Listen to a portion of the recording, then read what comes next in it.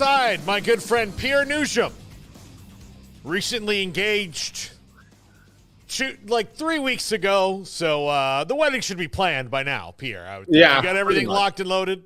Yeah, pretty much. I mean, we do have a date. Okay. Actually, we do have a date, but everything after that is just a matter of why are we spending this money on this and not on a house instead? That's going to be the rest of the planning. Yeah, you're going to find yourself saying things like, "How much do you think that a cheeseburger costs?" Yeah, like to the vendor, you're like, "How much?" Like, if you and I were to go and get a cheeseburger, and I would buy you one. Like, we're going to go sit down, even at the nicest place that you can think of, and get a cheeseburger. How much do you think it costs? Right. And then you're going to get, well, that's different. No. I want to the price point of what you think a cheeseburger costs.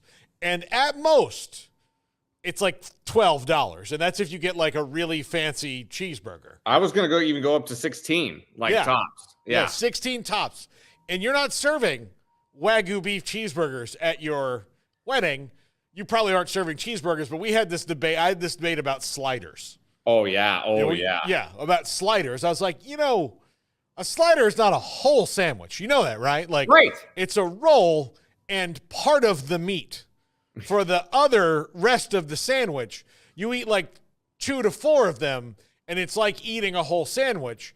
And the cool part about it is if you have a chicken one and a burger one and like maybe one that's different, or a different kind of burger or a different kind of chicken. One's buffalo, one's barbecue. You mix and match, and you have, it's like having 3 sandwiches at once, but you're really only having one sandwich. That's the magic of it. Yeah, and as you know, typically at an average wedding, you have a meat or fish option. Some people decide to go the vegan route or just the vegetarian route, and that's fine. I have a feeling no matter the meat or no matter the fish, I think I'm going to find myself at some point saying to the caterers, unless you have video evidence of the chef slaughtering this cow himself with his bare hands or deep sea diving and plucking the fish out with his bare hands, you explain to me this price point then. Explain it to me. Yeah. Yes. I think that you are justified in that. And believe me, you'll know. And the one debate I kept having with the lady who, when we were going to have the wedding in Nashville, the lady at the venue, the one debate I kept having with her was like, okay, well, I've decided that I'm going to pay for the bar, that's going to come out of my end of this wedding. Right. And so I said, listen, let's pretend that my friends are all Motley Crue in 1986. Mm-hmm. Like, that's what I need to know. Now I know that they're not, but I need to know Motley Crue 1986, between teetotalers and Motley Crue is where I'd like to do this. Sure. And she kept giving me a sliding scale. And I'm like, no. I don't need a sliding scale. I need, let's just say that I cloned Tommy Lee and Vince Neil and Nikki Sixx over and over and over again. And the only way to sustain them was to just live their life from 1986 over and over and over again. She didn't get it.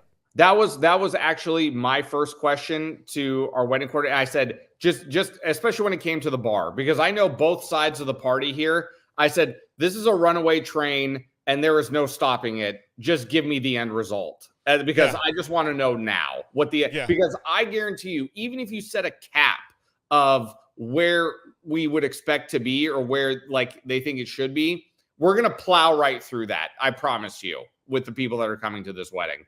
So here's what I would suggest, and then we'll get to sports, where everybody's here for. You do open bar, but you time it out, and then you shift down to selected things like a couple of different, like a groom bride cocktail, a beer and wine, and then make that cash bar for a flat rate kind of. I think that's going to be well within consideration. Yeah, yes. I think that's what you do because if you do 2 hours of that and then 2 hours of the other, believe me, the first 2 hours will take care of the second 2 hours. Nobody will. Yes. Yeah. No, Absolutely. Yeah. Absolutely. So that's what it'll be. I'm still fresh in it. I remember all these things. So this is why I'm going to be leaning on you heavily over this next year. Yeah. You and I are very similar personality wise. Oh yeah. Like we share views on a lot of things. Like there's not a lot of, you and I debate on certain things, but it's not like we are of like mind on many, many things. That is very true. Yeah. So it's why we've gotten along so well for all these years. So famously, if I do say so myself. Yeah, absolutely. So Pierre, you were not with us last week because you had at the last minute to go cover the Lynx and the Liberty and the WNBA finals, which is now past game 3. Ridiculous near half court shot last night. Were you there? I was not in attendance, but I was watching at home. Yeah. So that was Sabrina. I'd ask you. Just wanted to mention that it was a crazy shot. Unreal. I dropped. I had my fiance sitting right now. We were both watching the game. I said, "Oh my God, you've got to be kidding me!" Yeah, like the unbelievable shot. Yeah, to win the game. I mean, that's Usually that's before halftime. You shoot something like that, not at the end. Right. And she still had a little bit of time. She could have gotten a little bit closer, but sure. But if you don't need it to, I guess you just shoot it from wherever. Just channeled her inner Damian Lillard, and that was that. Yeah. She called game, and that was it. Yeah. We're going to have later on the show, we're going to have some random NFL chatter because you and I have not talked NFL yet this year.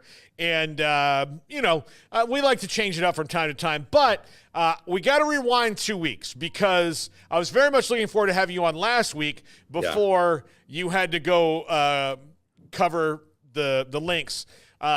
But you were at one of the biggest upsets of the season. And maybe, I don't want to say it's Minnesota's biggest win of all time, but I would say it's probably up in their top, I know they won some national championships back in the dark ages, but as far as in recent history at Gopher Stadium, I can't imagine a bigger win that's happened there. The only other game that I can think of in terms of at Gopher Stadium and in the PJ Fleck era would be, and I don't even know if this even feels to be a little bit even of a stretch talking about this game in particular, because if memory serves me right, Minnesota was ranked during this game, but it was the Penn State game. Late in the season, Penn State comes here, a little bit of snow on the ground, and Minnesota goes and wins that game. I think Penn State was ranked in the top 10 at that time, if I'm not mistaken. I want to say they were ranked 9th. But Minnesota was ranked in the lower 20s. But they get a big win against Penn State. But in terms of, on paper talent and in terms of ranking and everything of that nature, this is arguably the biggest win of the PJ Fleck era. I don't think – I thought Minnesota could cover the 8.5 point spread. I thought they were capable of covering, but I certainly did not have them winning that game at all. And they put together a complete team performance. And that's kind of what they've been talking about the entire season. They said, we had a great first half against Iowa, crapped the bed in the second half. We had a really bad first half at Michigan. We outplayed Michigan by a wide margin in the second half of that game. We just haven't put a full 60 together. And they were able to do it that game. And that was the result, and good for them. They almost let down the week after, though, Paul, at UCLA. I mean, they were staring down the barrel of it at UCLA, but they were able to pull it out. It does appear to, because it appears to have buoyed their spirits in a way that maybe something like in the last 2 seasons, nothing's been able to do. Yeah. I would agree with that entirely. And this is we've kind of talked about this with this team, like in terms of the fan base and my frustration with them, especially with the new look Big Ten. You kind of have to be at peace with the fact that this team, the most you might be able to get out of this program is 8-4 seasons. You go to a decent bowl game, and you're just going to have to live with it. If you get to 9 wins, if you somehow get to 10 wins in a season, that would be amazing. But in terms of playing with the big boys in this conference, a la Michigan, Ohio State, Oregon, USC, those type of names. Well, we've seen now, even though they didn't win the game at Michigan, we've seen that this team has been able to hang. They've been able to hang, and they've held their own. They were able to get the win against USC. So I think there's a lot to be happy about in terms of that win and where they're at right now after 7 games. Yeah. And they're probably kicking themselves for that North Carolina game earlier this year. Oh, absolutely. Because things have turned around since then. Yeah. Before the season even started, we looked at that. When I'm looking at the schedule, and everybody does the same thing that I do. Win, loss, where you go down the schedule, you're like, oh, this is probably a win. This is probably a loss. And the people that I talked to, we pointed at that North Carolina game. How often do you point to a season opener and think to yourself, if they win or lose this game, this could be the determining factor of whether or not they go bowling this season. And that's how we felt about the North Carolina game. They lost that game, but now they put themselves in a position to still go bowling at some point, which I think would be an accomplishment for this team, given the schedule that they were dealt at the beginning of the season. Yeah, 2-3 down the stretch puts them in a bowl game. So yeah, right. And that's an improvement from a year ago. That's what you want. And I think 3-2 is very, very doable with the schedule. Especially starting. They've got 2 games off the top of my head, which I think that can be had with Maryland and Rutgers, even though Rutgers is having a very good season. But I think those are the 2 games I'm looking at right now, thinking to myself, well, those are the 2 games that are right there for you. And you better, and Wisconsin is not looking so great themselves either. Wisconsin's absolutely a winnable game for them at the end of the year. So yeah, they've been better the last 2 weeks, but but again, we'll see who they are when they play Penn State in 2 weeks. So right, yeah, amen to that. In a week, actually, next week. So that's where they are. But that brings me to the topic I did want to talk to you about, which is the overall shakeup in the Big Ten that happened last week because of Oregon beating Ohio State. Now, does it change Ohio State's playoff destiny? Not in the slightest at all. Like, they would have to have an absolute collapse. But it does, I thought that Ohio State, of all the teams in the Big Ten, was the one who was the most unlikely to get got, no matter where they were, because they're so deep, especially on defense. But, man, Oregon went out there and beat them and did what they had to do. And they don't look as invincible, although it's still going to be really tough. But maybe, there's a little bit more parity in the league than we maybe admitted at first. Yeah, I think that's fair to say. And I remember when you and I talked about before the entire college football season even started, you asked me, who do I like and who do I like a lot? And I said Oregon. And after the first 2 weeks of the season, I was like, oh, man, I may have overestimated Oregon here in this capacity, but they've bounced back nicely from the first couple of games that they've had, and they've absolutely looked like the national title contender that I thought that they would be at the beginning of the season. Like you said, this loss does nothing for Ohio State in terms of probably how their outlook is going to be. It's very likely that this is going to be their only loss of the season. So, in terms of what I would like to see from Ohio State, I guess Will Howard can execute a late game drive a little bit better. I would, you would think that he would be able to do that, but, credit to Oregon and the way they played defensively in this game. But in terms of how things are shaping out in the Big Ten, well, USC hasn't done themselves any favors in the last couple of weeks. Ohio State, like we said, it's going to be there. And Oregon right now has put themselves in the driver's seat. So, I don't know how much, I'm with you on this. Like we said, we see eye to eye on so many things. I'm not really batting much of an eyelash at Ohio State at this point. So this is why, Paul, I don't like change. I don't want to get away from the 4-team playoff because these losses, I mean, even in this, if it was still only 4 teams, I would have to imagine that a loss like this for Ohio State, if it was their only loss at the end of the season, probably still wouldn't be enough to push them out. Yeah. But even in a 12-team, if this is their only loss, they're going to be a top 4 seed. No problem. Yeah. No, I'm all that's where we do disagree. I love this change. I'm glad there's a 12-team playoff. There's still going to be beauty metrics that are completely arbitrary for the committee and directives that they have, even though they won't say that they have those directives. You'll never get me. I am the furthest thing from a conspiracy theorist in the world. You know that. But I will absolutely tell you that Greg Sankey, basically told them at the beginning, there's no way that we're having the playoff without an SEC team in it last year. Oh, yeah. There's no way. Oh, yeah. That's not going to happen. And nobody was like, yeah, but, maybe you guys didn't earn it one time. Everybody else has not earned it. Why can't you guys? It's well, it just means more. And okay, that's a slogan. Yeah, You're right. That's the slogan. But yeah, I'll never not believe it as long as I live. And that little decision since that day has been nothing but tragic news for FSU. Nothing.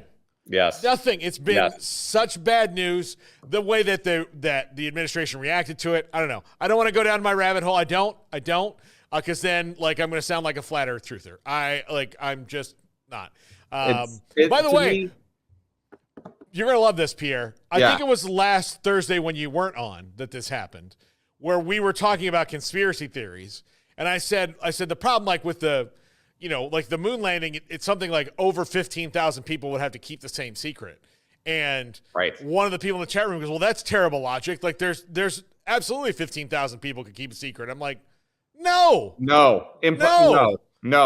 Especially without that one that big, especially if you had evidence about it. 15 people can't keep the same secret. How do you think 15,000 are going to keep the same secret? I mean, the way I did want to say that, with the way you were talking about Florida State, it just reminded me of, our good friend George Costanza, who once said, it's all just slipping away and you're all just letting it happen.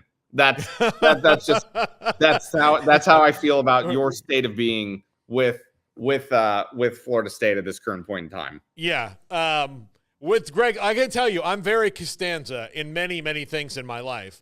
Here's what I felt like when I was watching Greg Sankey last year. I'm like, he's bebopping and scatting, and I'm losing it. Yeah. Like, that's what I thought, was that right there. Oh, yeah. Bebopping and scatting, and I'm losing it. Yeah, and that's right. Then afterwards, I turned into Frank Costanza, or Serenity. No. Yeah. Insanity later. Yeah. Hey, Mr. Fetterman, you want to buy a computer? Why not? That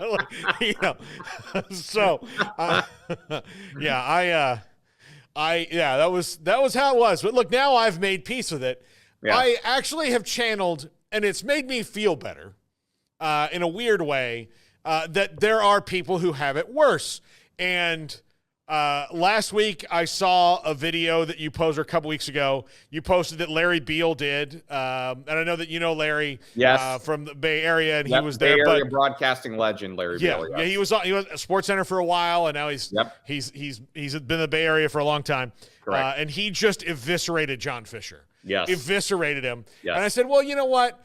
The A's fans don't know, do you even like the team anymore? That's the thing. The Raiders fans, it was a little bit different because they'd been through it before. Right. And that's much more of a a cultish thing in a way. They're almost like A&M fans where once you're in, you're in.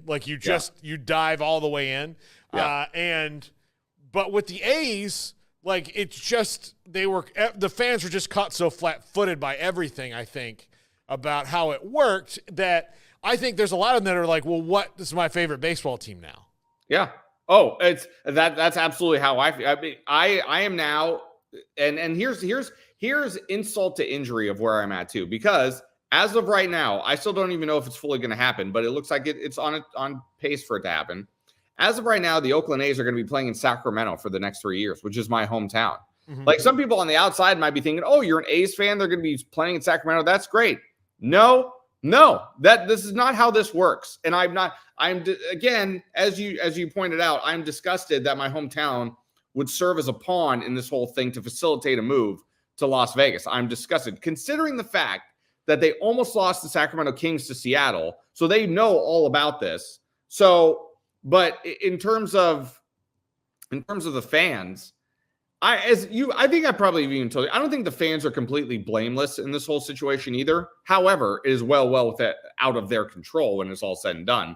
But yeah, that I wish we could dig up that piece of video from Larry. He just absolutely just destroyed John Fisher, and every ounce of criticism that comes John Fisher's way is 100% warranted and deserved. 100%.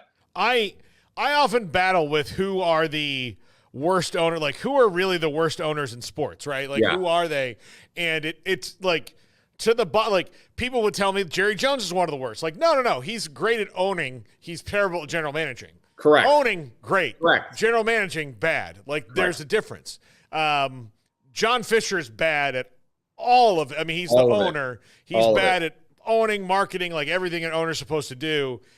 Where Larry Dolan from the Knicks, who I think is a terrible owner, will still sometimes fall ass backwards into things. Correct. Like he has currently.